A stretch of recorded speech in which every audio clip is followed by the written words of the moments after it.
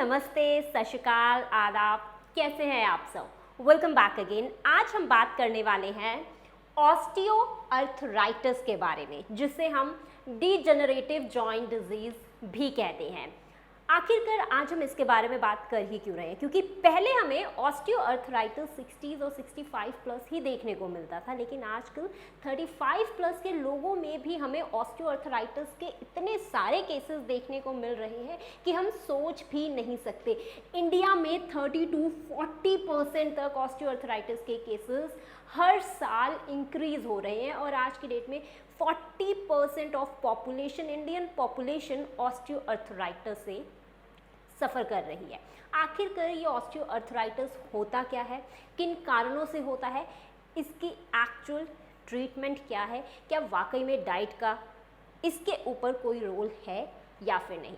सबसे पहले हम बात करते हैं ऑस्टियोआर्थराइटिस होता क्या है, ये हमारे जॉइंट्स को अफेक्ट करता कैसे। क्योंकि आजकल घुटनों में दर्द, जोड़ों में दर्द, चाहे शोल्डर, नेक, बैक, नीज, फीट की बात करें तो हर दूसरे तीसरे इंसान में हमें ये दर्द देखने को मिल ही जाता है और उसमें से 80% केसेस ऑस्टियोआर्थराइटिस के निकल ही आते हैं।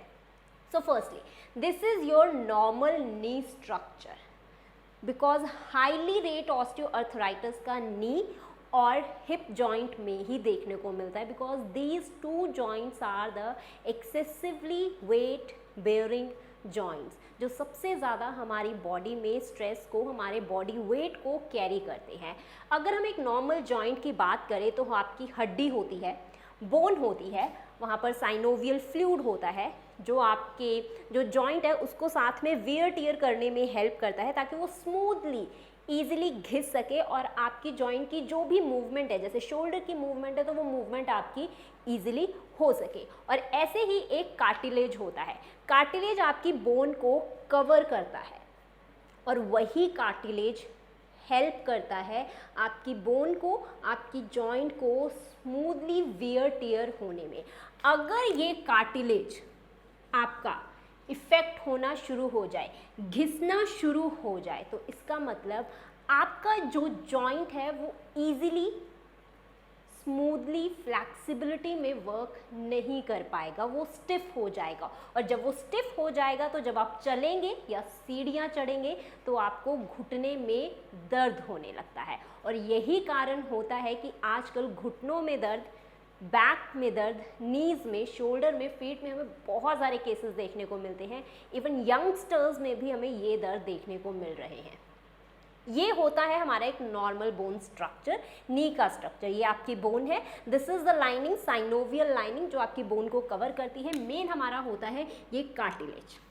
अब बात करते हैं जब आपको ऑस्टियोआर्थराइटिस होता है या फिर स्टार्ट होने वाला होता है, क्योंकि ये कोई एक दिन में शुरुआत नहीं होती इस चीज़ की, बहुत साल लगते हैं ऑस्टियोआर्थराइटिस को होने में। तो उस टाइम पर आपकी बोन की जो कवरिंग है, जिसे हम कार्टिलेज कहते हैं, वो घिसने लग जाती है, वो नॉर्मली रिपेयर नहीं कर पाती है। जब वहाँ पर रिपेयरिंग का इशू होता है तो कार्टिलेज रिकवर नहीं करता है। जब वो रिकवर नहीं करता है तो हड्डी के हड्डी साथ घिसने लगती है और जब वहाँ पे टियरिंग होने लगती है तो उस टाइम पर आपको पेन फील होता है, जिसे हम ऑस्टियोआर्थराइटिस कहते हैं। आप इसमें देख सकते हैं, दिस इज द बोन। यहाँ पर जो हमारी कार्टिलेज है वो ऑलमोस्ट घिस चुकी है, जिसके कारण वो इन्फ्लेम्ड हो चुकी है, वहाँ पर स्वेलिंग आ चुकी है और जिसकी वजह से यहाँ पे जो हमारी साइनोवियल और इस बोन की जो कवरिंग है वो भी सारी की सारी सूज जाती हैं, स्वेल्ड हो जाती हैं। इसीलिए इनका स्ट्रक्चर यहाँ से कितना ज़्यादा वेवी हो चुका है, हमारा इन्फ्लेम्ड कार्टिलेज हो जाता है। जब इन्फ्लेम्ड कार्टिलेज हो जाता है, बोन के साथ बोन आपकी घसती है, उस टाइम पर आपकी बोन चिप होने लग जाती है। तो कई जगह पर नए बोनी स्पर्स हमें देखने को मिलते हैं, जिसे हम ऑस्टियोफाइट्स कहते हैं। और जब ये आपस में घिसते हैं, जो बहुत ही पॉइंटेड होते हैं आपके, तो आपको बहुत ही ज़्यादा शार्प शूटिंग पेन उस टाइम पर फील होता है। और इसीलिए आप कहते हैं कि जब हम चलते हैं तो हमारे घुटने में चीज़ निकलती है, हमसे सोया भी नहीं जा रहा, हम बैठ भी नहीं सकते, हमारे घुटने में, हमारी बैक में, हमारी नेक में, शोल्डर में, इवन आपके पेल्विक जॉइंट, हिप में भी इतनी बुरी तरह से pin point stabbing having pain हमें देखने को मिलता है। Now what are the causes osteoarthritis? सबसे पहले ऑस्टियोआर्थराइटिस के केसेस हमें वुमेन में ज़्यादा देखने को मिलते हैं due to the more fatty tissue in their bodies. लेकिन इसके कारण क्या है? अगर हम कारण की बात करें, सबसे पहला आता है हमारा एज फैक्टर। एज फैक्टर सबसे बड़ा है because this is a degenerative joint disease. तो अगर एज है तो मतलब जब आप अपनी ओल्डर एज की तरफ बढ़ते हैं तो डेफिनेटली आपकी बॉडी में स्टिफनेस इंक्रीज होती है, फ्लेक्सिबिलिटी आपकी बॉडी में कम होने लग जाती है, recovery repairing of your body going to be less, जिसकी वजह से आप ना चाहते हुए भी ऑस्टियोआर्थराइटिस का शिकार हो जाते हैं। जेंडर वुमेन में हमें ज़्यादा देखने को मिलती है due to deposition of the more adipose tissue. Joints में समटाइम इंजरी हो जाती है, हम बहुत बार गिरते हैं लेकिन हमें नहीं मालूम चलता है बिकॉज उस टाइम पर हमारी बॉडी में जान होती है, हम इजली भाग लेते हैं, भाई खेल लेते हैं, तो हम परवाह ही नहीं करते, ना ही हम डॉक्टर को चेक करवाने की ज़रूरत समझते हैं। तो जो लॉन्ग टाइम क्रॉनिक टाइम से कोई इंजरी हुई होती है इन फ्यूचर में इन ओल्डर एज में जाकर वो भी आपको ऑस्टियोआर्थराइटिस का रूप दे देती है। जेनेटिकली अगर आपकी फैमिली में हमें ये चीज़ देखने को मिलती है, जो लोगों को घुटनों में दर्द, बैक में दर्द या फिर ऑस्टियोआर्थराइटिस आपकी हेरिडिटी से चला आ रहा है तो आप में भी उसके 40 to 50% चांसेस हायर ही होते हैं। And the most common is your obesity. अगर आप ओवरवेट है, ओबीज है, देन डेफिनेटली आपके हिप्स में, आपके नीज में वेट बहुत ज़्यादा रहेगा, ये हमेशा स्ट्रेस्ड में रहेंगे, जिसकी वजह से आपको इस दिक्कत का सामना करना पड़ सकता है।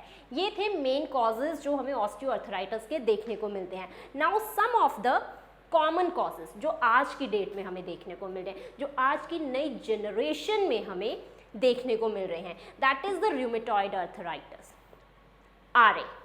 र्यूमेटॉइड अर्थराइटिस आजकल जनरेशन को बहुत ही कॉमनली देखने को मिल रहा है। 30s 35 लोगों में भी हमें ये चीज़ देखने को मिल रही है क्योंकि उनमें गाउट यूरिक एसिड इंक्रीज होने लग चुका है, जिसकी वजह से these two conditions which are not directly proportional to the osteoarthritis but they are indirectly proportional to osteoarthritis, जिसकी वजह से OA के केसेस आज की डेट में इंडियन पॉपुलेशन में बहुत ही हाईली इंक्रीज हो रहे हैं। वेदर, क्लाइमेटिक कंडीशन में भी हमारे घुटनों का दर्द, जोड़ों का दर्द बढ़ जाता है जब टेम्परेचर हमेशा फॉलिंग पर होता है, क्योंकि उस टाइम पर भी जो वेयरिंग होती है आपकी जॉइंट्स की, बोन की, वो ज़्यादा होती है, आपको ठंड लगती है, बॉडी का टेम्परेचर लो हो जाता है, तो बॉडी का एक प्रोटेक्टिव रिस्पॉन्स होता है जहाँ पर आपको पेन फील होता है। And some of your dietary factors, because आजकल हमारी डाइट इतनी ज़्यादा अच्छी नहीं है, हम या तो हाई प्रोटीन पर रहते हैं, हाई फैट पर रहते हैं, या फिर हम लो कार्ब्स पर रहते हैं, या फिर बिल्कुल ही हम रॉ खाना शुरू कर देते हैं, या फिर बिल्कुल ही हम जूसी डाइट पर चले जाते हैं, या फिर हम बहुत ही ज़्यादा सीड्स और नट्स को कंज्यूम करते हैं। So there is imbalance between the diet. So dietary factors now a day this is proven कि आजकल डाइटरी फैक्टर्स के कारण भी हमें ऑस्टियोआर्थराइटिस के केसेस देखने को मिल रहे हैं। नाउ कम टू हम इसे ट्रीट कैसे कर सकते हैं, how we treat it, how we cure it. अगर आपको घुटनों में, जोड़ों में, बैक में कहीं पर भी पेन फील होता है, number 1 is you have to protect your joints.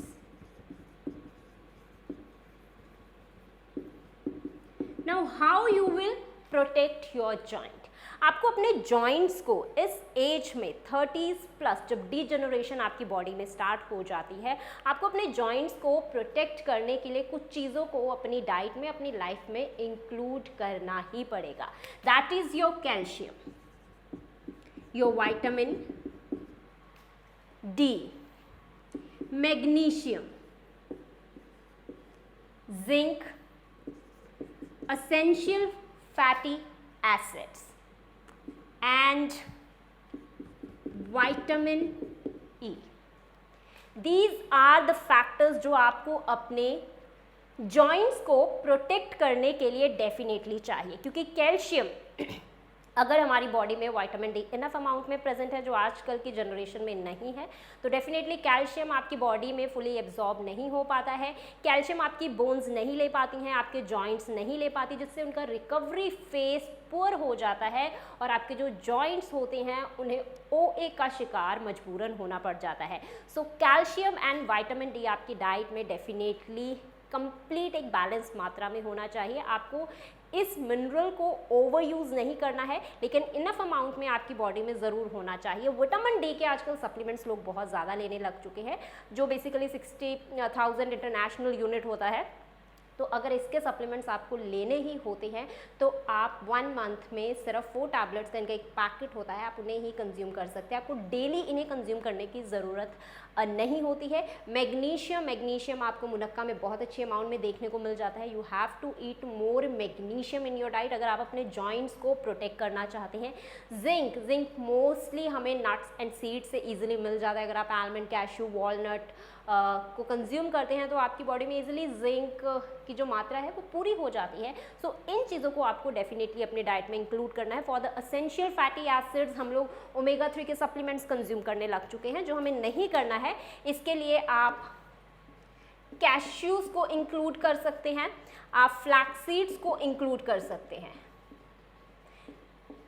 Very good. And सबसे ज़रूरी बात, आपको अपनी डाइट में प्रोटीन को डेफिनेटली इंक्लूड करना है। फॉर प्रोटीन और essential fatty acid the best combination if you want to concern about your bones, if you want to concern about your muscles, if you want to concern about your joints, that is bone broth, जिसे भाई पंजाबी में तो हम कह सकते हैं खरौड़ियां दा soup बोलते हैं आपा, राइट।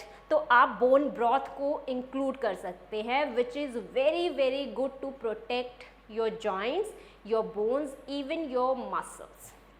आप इसे 1 हफ्ते तक कॉन्टिन्यूसली ले सकते हैं, आपको खुद से ही रिजल्ट मिल जाएगा। और जो लोग वेजिटेरियन हैं वो सत्तू ड्रिंक का इस्तेमाल कर सकते हैं। These are 2 drinks which are very good if you are suffering from osteoarthritis, any pain, any joint pain.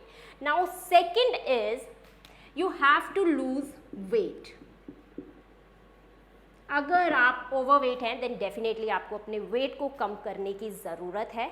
आपको नॉर्मल वेट के अंडर आना बहुत ही ज़्यादा ज़रूरी है, क्योंकि आपके जो जॉइंट्स हैं वो ऑल द टाइम बहुत हैवीली आपके वेट को कैरी कर रहे हैं, जिसलिए आपको अपने वेट को कम करना बहुत ही ज़्यादा ज़रूरी है, जिसके लिए आप होम कुक्ड नॉर्मल बहुत ज़्यादा डीप फ्राई खाना नहीं खा सकते हैं। आपको जस्ट होम कुक फूड को ही कंज्यूम करना है, जिसमें एक दिन में आपके 2 से 3 तरह के फ्रूट्स हो, 1 से 2 तरह की सब्जियां हो, घर में जो दालें होती हैं, पल्सेस होती हैं, चाहे आप चपाती खाते हैं, राइस खाते हैं, आपको इन सबको कंज्यूम करना है। अलॉन्ग विद आपको हर रोज़ 1 बोल ऑफ कर्ड को डेफिनेटली इंक्लूड करना है। इन चीज़ों को आप डेफिनेटली इंक्लूड कीजिए, आपका जो वेट है वो ईजिली लूज़ होना स्टार्ट हो जाता है। वेट उन्हीं लोगों में कम नहीं होता which are not having very much control over their tongue, क्योंकि वो मोस्टली बाहर का जो बहुत ही ज़्यादा प्रोसेस्ड, अल्ट्रा प्रोसेस्ड और रिफाइंड आइटम्स हैं उन्हें कंज्यूम करते ही हैं। हर दूसरे तीसरे दिन जो खाना होता है वो ऑलमोस्ट बाहर से होता है। तो उन्हीं लोगों में वेट को कम करना थोड़ा सा मुश्किल हो जाता है अगर उनका लाइफस्टाइल सेडेंट्री है, बट अदरवाइज वेट को लूज़ करना कोई बहुत ही बड़ा और मेजर टास्क नहीं होता।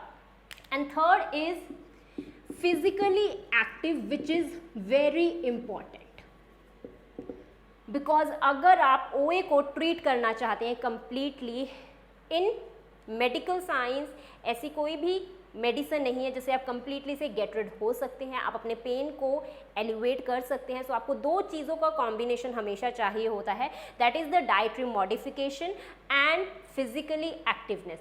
फिजिकली एक्टिवनेस में हमारी स्पेसिफिक टाइप के उस जॉइंट्स को प्रोटेक्ट करने के लिए एक्सरसाइजेज आती हैं, जो मैं आपके सामने डेफिनेटली लेकर आऊँगी 1 से 2 दिन में, कि आपको अगर नी में पेन रहता है, ओए की दिक्कत है, तो उस टाइम पर आप कौन सी एक्सरसाइजेस को अपनी लाइफ में इंक्लूड कर सकते हैं। बैक का इशू है, उस टाइम पर आप कौन सी एक्सरसाइजेस को इंक्लूड कर सकते हैं, आप 30, 40 या फिर 50 प्लस ही क्यों ना हो। सो इसीलिए फिजिकली एक्टिव होना आपके लिए बहुत ही ज़्यादा ज़रूरी है, बिकॉज बहुत सारे लोगों को ये इशू होता है कि हमें पेन होता है जब हम चलते हैं, और जब हम चलते हैं हमें पेन होता है, तो इसीलिए हमारा पेन और भी ज़्यादा एग्रावेट ना हो जाए, वर्स ना हो जाए, तो इसीलिए हम रेस्ट करते हैं। लेकिन समटाइम रेस्टिंग में भी हमारा पेन होता है। लुक, ओए में आपको रेस्टिंग में तो डेफिनेटली पेन फील होगा ही होगा, बिकॉज आपके जॉइंट्स स्टिफ हो चुके हैं। और जब वो स्टिफ हो चुके हैं, आप बैठे हैं और जैसे ही आप खड़े होने की कोशिश करेंगे अपनी किसी भी सिटिंग पोजीशन से, लाइंग पोजीशन से, डेफिनेटली वो घिसेंगे। जब वो घिसेंगे तो आपको बहुत बुरे तरीके से वहाँ पर पेन फील होगा। तो इसीलिए आपको एक्टिव तो ज़रूर रहना है। स्टार्टिंग में चाहे तो आप पेन किलर्स लेकर एक्टिव रह सकते हैं 10 दिनों तक, लेकिन उसके बाद आपको उसकी भी ज़रूरत नहीं पड़ती है, क्योंकि आपके जो जॉइंट्स होते हैं उन्हें ईजिली फ्लेक्सिबिलिटी, उनकी जो मोबिलिटी है वो रीगेन होने लग जाती है। और ये बहुत सारे केसेस में पॉसिबल है कि अगर आप फिजिकली एक्टिव रहते हैं, आप एरोबिक्स, पिलाटे, योगा और स्ट्रेंथ ट्रेनिंग, इनमें से किसी भी 2 चीज़ों का कॉम्बिनेशन अपनी लाइफ में रखते हैं, definitely you get rid of completely OA। इस चीज़ का ध्यान रखें। Thanks for watching the video. I will meet you in the next video. जाने से पहले इस चैनल को ज़रूर सब्सक्राइब कर देना, इस वीडियो को ज़रूर लाइक कर देना। I will meet you in the next video. Till then take care, bye bye, be safe, be healthy and be happy.